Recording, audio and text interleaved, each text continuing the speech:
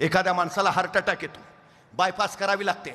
Bypass करणं म्हणजे हृदयाची खराब झाली रक्तवाहिनी काढायची आणि तिच्या जागी दुसरी चांगली रक्तवाहिनी जोडायची.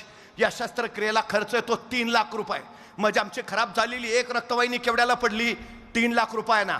आमच्या हृदयाजवळ मुख्य 3 रक्तवाहिन्याबरोबर 1 लाख रक्तवाहिन्यांचं जाळं आहे. एका रक्तवाहिनीची किंमत 3 लाख.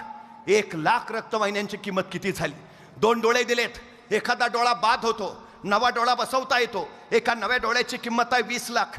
2 डोळ्याची किंमत झाली 40 लाख. 2 किडन्या दिल्यात, माणसं नको ते अफेपान करतात, किडन्या बाद होतात, माणसं डायलिसिसवर जातात.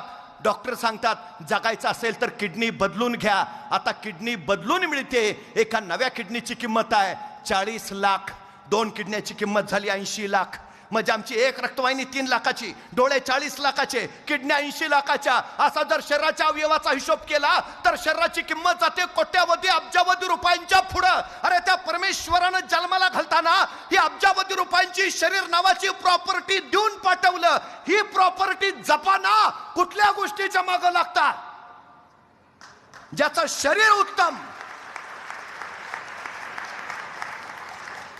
ज्याचं शरीर उत्तम त्याचं यश सर्वोत्तम.